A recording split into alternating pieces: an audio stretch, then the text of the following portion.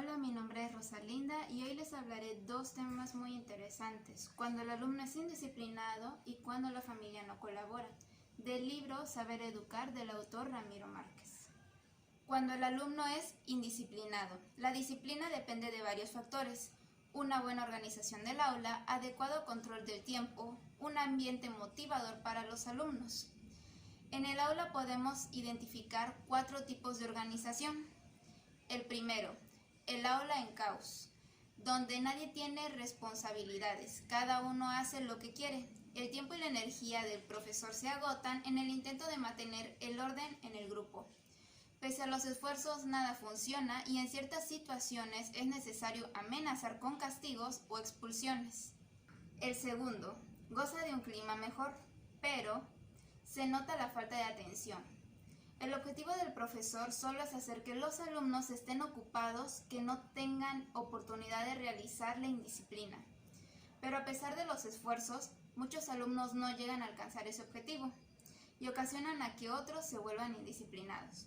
El tercero, el profesor responde rápidamente a cualquier indisciplina, pero solo surge un buen comportamiento siempre y cuando el profesor esté presente, pues es quien pone autoridad mediante el ejemplo, el miedo, los castigos y las recompensas. Y si el profesor se ausenta, aunque sea por un momento, surgirá el desorden. El cuarto, el profesor ejerce su autoridad de una forma más tranquila, sin necesidad de pelear y amenazar. Más bien, es manteniendo a la clase en actividad, dando a los alumnos responsabilidades y creando un ambiente acogedor, positivo y un clima en el que ellos se dirijan a sí mismos. Esto quiere decir que el profesor no tiene que estar tras de ellos, pues los alumnos son independientes y saben lo que hacen, saben cómo seguir instrucciones, conocen las normas y deciden respetarlas para su bien y el del grupo. Hay ciertos aspectos sociales que influyen en la manera de desarrollarse el aprendizaje, como por ejemplo, el profesor enseña a un grupo de alumnos, a veces más de 30, y tiene que adaptar la enseñanza a cada uno de ellos. No siempre es fácil crear reglas que obtengan la comprensión de todos, ya que en el aula existen alumnos con diferentes niveles de madurez cognitiva y moral. Una de las cosas que debemos tener en cuenta es que el profesor es quien tiene la responsabilidad de definir las reglas y no los alumnos.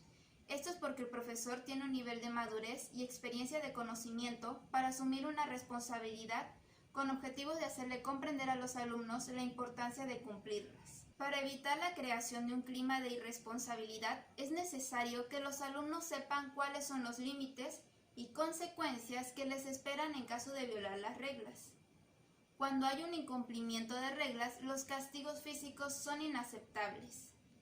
Pero lo que sí se puede aplicar es la pérdida temporal de privilegios, para que los alumnos vean la diferencia entre cumplir y violar una regla.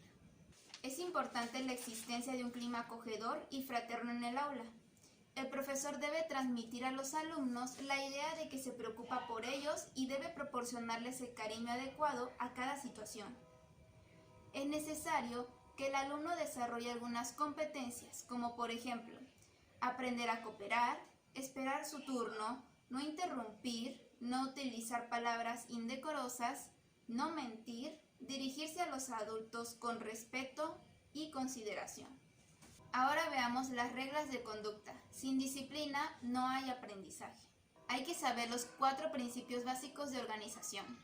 El profesor debe tener presente un modelo de organización del aula, adecuado para los aprendizajes. El objetivo es conseguir la cooperación y la participación de los alumnos en el aprendizaje.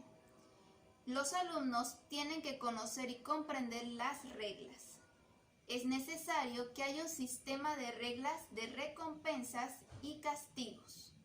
Se muestra que para prevenir actos de indisciplina, como primer punto, el profesor debe comenzar por la disposición física del aula, antes de la llegada de los alumnos. Por ejemplo, las mesas deben estar a la vista del profesor y debe haber un espacio suficiente entre las mesas para que los alumnos puedan circular sin problema. Como segundo punto, los alumnos tienen que saber lo que el profesor espera de ellos, lo que se les permite y lo que se les prohíbe hacer. Como tercer punto, el profesor tiene que ser constante en la aplicación de las reglas. En este punto debemos tomar en cuenta lo siguiente: Las reglas pueden dar respuestas a sencillas cuestiones del día a día escolar. Por ejemplo, el profesor pregunta a los alumnos, ¿qué deben hacer cuando llegan a clase? ¿Cómo deben dirigirse al profesor? ¿Dónde deben colgar la mochila o los abrigos? Una vez comprendidas las reglas, pueden escribirse en una hoja que se fije en la pared del aula. Esto es muy importante, ya que los alumnos lo tendrán a la vista. Hay una serie de sugerencias que pueden ser útiles para la aplicación de las reglas. Describir con claridad las reglas e incluir ejemplos de comportamientos deseables. Identificar con precisión las situaciones en que se aplican las reglas. Explicar el comportamiento deseable. Dar muchas oportunidades para practicar los comportamientos deseables. Y facilitar la retroalimentación inmediata. ¿Cuándo puede surgir la indisciplina en clase? Surge con mayor frecuencia si las actividades son demasiado fáciles o difíciles. Cuando el profesor no es competente, muestra falta de entusiasmo, falta con frecuencia, no es capaz de mostrar que le gusta lo que enseña, se muestra incongruente en sus actitudes con los alumnos, no sabe diversificar las estrategias enredándose en una enseñanza monótona y repetitiva y muestra que tiene lagunas científicas graves. Esto hace entender a los alumnos que no está en condiciones de hacerse respetar. ¿Cuándo se consigue una buena disciplina en clase? Cuando el profesor mantiene atento a los alumnos, propone tareas interesantes, expone los materiales con vivacidad y entusiasmo y utiliza un lenguaje claro, directo y sin repeticiones fastidiosas. Por último, mostraremos unos puntos importantes y qué debemos hacer en ciertas circunstancias. El primer punto es cuando el profesor tiene que hacer la transición de una tarea a otra. Aquí pueden surgir actos de indisciplina. Hay 3 estrategias que nos pueden ayudar en estos casos. Una de ellas es señalar el cambio de tarea. Una segunda es minimizar el tiempo de espera. Cuando esperan mucho tiempo es casi seguro que empezarán a inquietarse. Y una tercera es cuando se pasa de una actividad colectiva a otra de pequeño grupo. Aquí se le pide a algunos alumnos que terminen más deprisa la tarea anterior para preparar el trabajo de grupo, mientras otros compañeros terminan la actividad colectiva. El segundo punto es distinguir entre los pequeños problemas ocasionales y los actos de indisciplina intencionados que perjudican el aprendizaje. A veces es preferible ignorar los primeros actos de indisciplina, si son ocasionales, pero si se prolonga, lo mejor es intervenir. Por ejemplo, mirando atentamente a los ojos del alumno y haciéndole notar por las expresiones de la cara que su comportamiento es desagradable, lo cual puede ser suficiente para detener el comportamiento. Otra manera es que el profesor se acerque al alumno, hable con él con tranquilidad, le pida explicaciones y le diga cómo debe de comportarse en adelante. Y por último, pedirle que lea la regla violada y preguntarle si piensa volver a hacer lo mismo. Ahora veamos los actos graves de indisciplina. Aquí se exige una firmeza mayor por parte del profesor. Cuando se pelean en clase, el profesor debe ordenar que vuelvan a sus sitios respectivos y decirle que si vuelven a repetir serán castigados. Lo que nunca debe hacer el profesor es implicarse físicamente en la pelea. Cuando el profesor se enfrenta a las agresiones verbales, él solo puede adoptar una actitud. Mandar al alumno a que se calle y pedirle que se quede en el aula después de que salgan todos los demás, con el fin de tener una conversación con él. Cuando la familia no colabora. ¿De qué hablamos cuando nos referimos a la colaboración de la familia? Nos referimos a la participación de los padres. Se entiende por intercambios de información entre profesores y padres sobre la escuela, el programa educativo y el proceso de aprendizaje de los alumnos. Podemos ver ventajas que son evidentes cuando los padres se implican en el proceso de aprendizaje que se desarrolla en casa.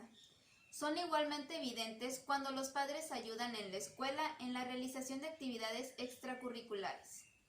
En las escuelas infantiles, la colaboración entre los educadores y la familia asumen características positivas y recorren 6 tipos de colaboración. Ayuda de la escuela a la familia. Comunicación, escuela-familia. Ayuda de la familia a la escuela. Implicación de la familia en el proceso educativo en casa. Participación de la familia en la toma de decisiones.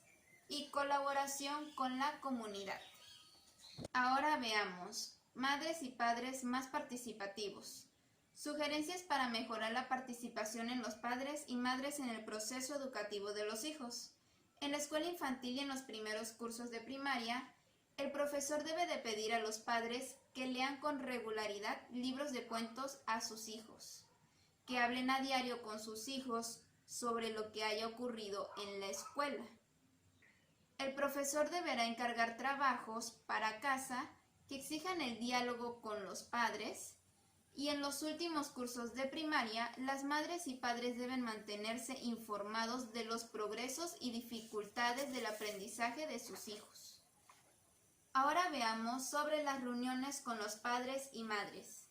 Aquí el profesor tiene que preparar y dirigir bien la reunión.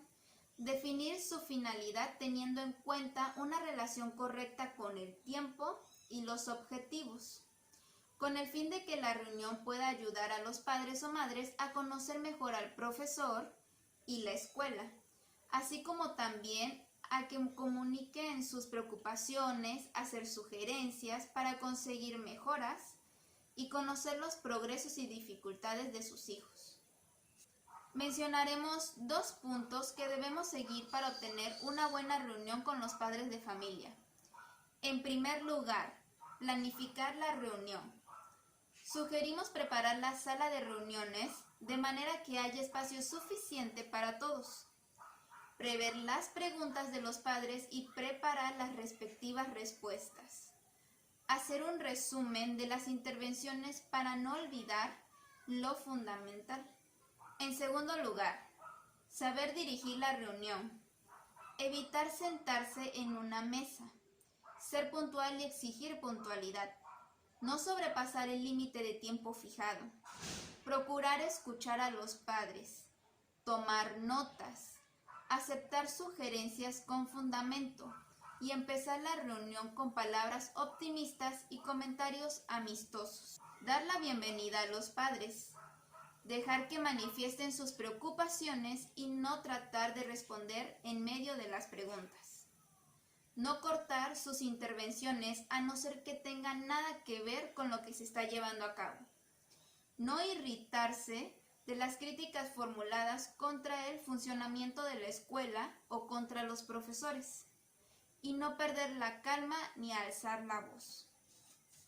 También para la reunión hay que cumplir algunos procedimientos. Hacer un resumen de la reunión y enviarlo a los padres. Establecer un calendario para llevar a la práctica las conclusiones. Informar a los restantes profesores de las conclusiones de la reunión.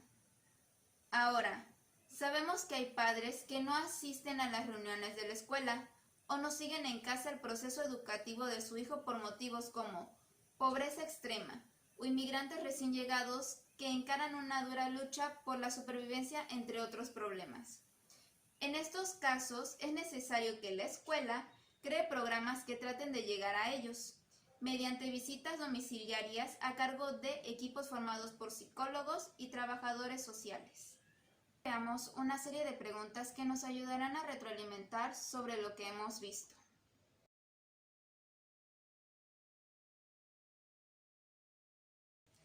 Y bueno, esto sería todo, espero les haya gustado y hasta la próxima.